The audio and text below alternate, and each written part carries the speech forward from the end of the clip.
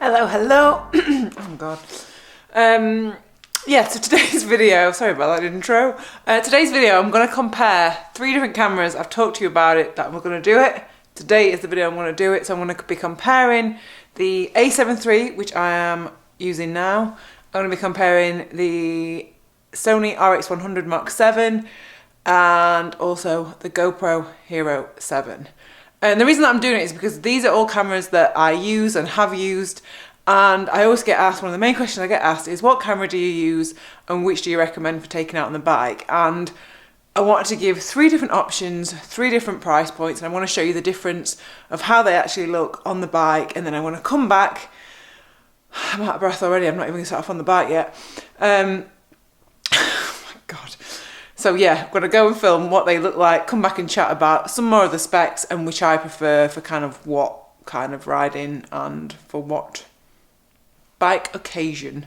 And I'm not going to take a microphone because I want it just to be the onboard mic so that you can tell the difference. Just basic, on auto with the onboard mic. So right, let's go out. I've got a 90-minute session to do, so let's get out on the road.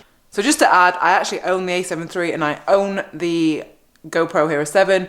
Park Cameras have very kindly, again, loaned me the RX100 VII to be able to share it with you and show you. I did used to have a Mark V, but I dropped it on the bike and it broke. So I'm going to be very careful with the 7.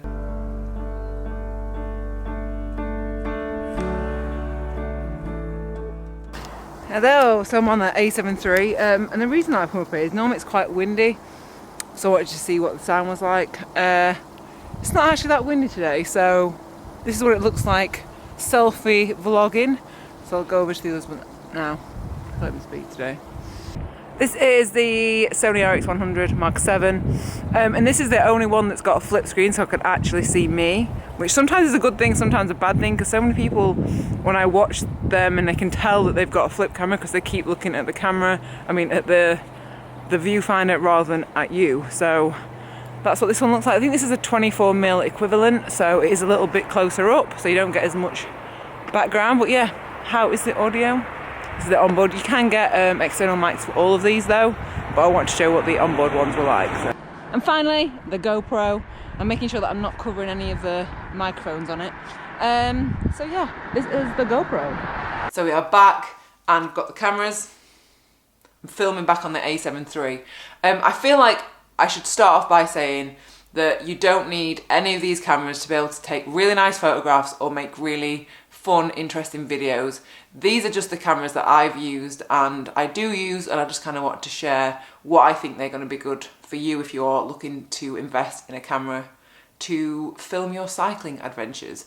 So we'll start off with the big one, which is the A7 III. So that costs £1,800. Yes, it is very expensive, and that is for the body alone. So you do need to buy a lens on top of that. The weight of that, I've got it written down, 650 grams for the body alone. And I've got a Tamron 17-28mm lens, which I think that makes the total weight about 1.5 kilos. That lens is incredible though. If you are wanting a really good lens for a Sony full frame camera, that is just beautiful. I actually borrowed it from Park Cameras when I did the North Coast 500. Loved it that much that I bought it. I was like, I have to have this lens, so bought it and that went straight on. That's never come off. RX100 VII, that costs £1,050 and weighs 302 grams.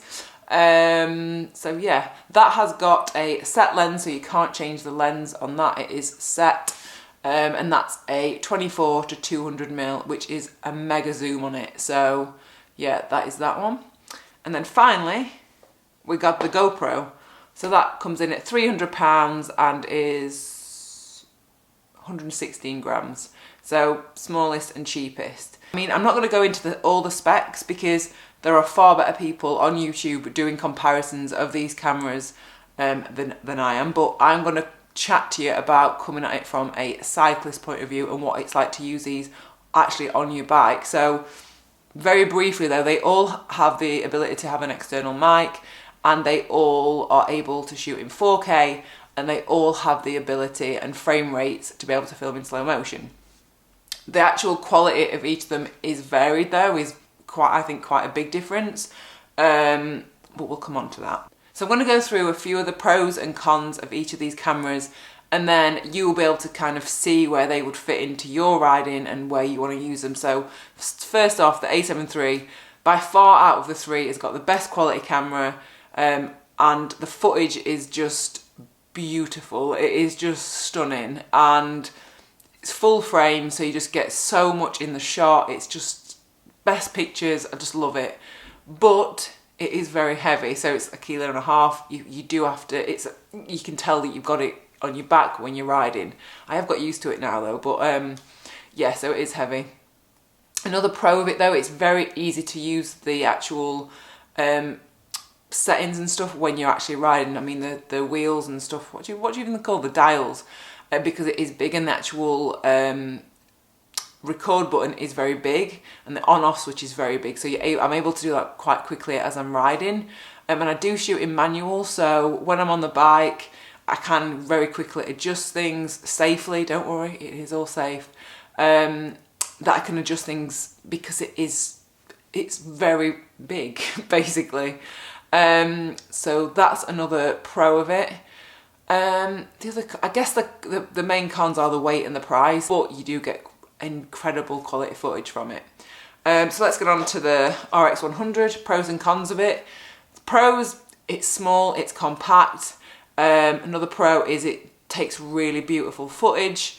For me, the two main cons of this camera are the actual buttons and things are very small. So when you're riding, it is, especially in winter with gloves on, it can be quite faffy to actually turn because the on and record button are really small on it. And then the other con for me personally is you can't change the lens, so it is set at 24-200. I prefer a wider lens. Pros and cons. The pros, you can fit this thing like any pocket, in any bag. You can kind of move it around, get loads of different angles as you're riding, and it's mountable. You can mount it to your bike.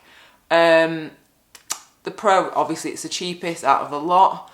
I guess the cons for me are, I do feel like with GoPro footage, you can tell it's GoPro footage. It doesn't have that really like cinematic. I mean, you can make it cinematic with color grading and stuff, but it's kind of quite a flat image. I guess with these two cameras, you can get blur, so your background blur, which is called bokeh, so you can get really nice shots of that, whereas with a GoPro you can't.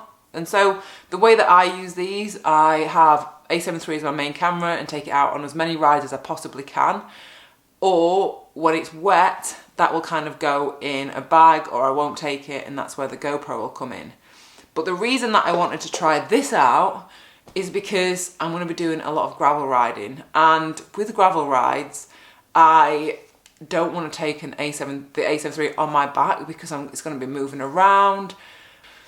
I didn't want to just use a GoPro on those rides for kind of the chit chat stuff. It's great to actually get the on-bike footage of, you know, the actual view of riding, but I wanted something that was nice quality, almost as nice quality as A7 III, but when I'm kind of just stood like, oh, this is where I am, this is the view, more so than the footage that you get on a GoPro. Potentially I will buy one of these, but I guess for you, if you are looking for a camera, I guess the GoPro is the most durable, it's the cheapest, and yeah, so I do rate the GoPros a lot. But again, I do really like I guess this would be, I think, if you were wanting to try and up the quality a bit of it, I guess, because this camera does so many things. You can do so much more with it than the GoPro. So I guess if you are wanting to step up, then maybe one of these. And I think with the A7 III, I would only recommend that if you were going to do a lot off the bike with it as well. And you have to be aware that it is heavy. And I don't think most people would want to carry that on their backs. But I guess for me, because of YouTube and I want to get the best quality footage for you, and that's sometimes what I'm thinking when it's on my back, and if it's bugging me a bit, I'm just like, oh, but just think of the footage, just think of the footage. So thank you again to Park Cameras for loaning me the the RX100. It will be going back tomorrow though. So yeah, I'm gonna have a think whether or not I am gonna buy one. Because if not, I might just do everything on the GoPro. Oh, I don't know. So many decisions, so many decisions. Let me know what you think I should do. Should I get the RX100 to take on gravel rides or just stick with the GoPro? Let me know what you think. Anyway, I'm gonna stop jabbering on. So I will see you next video.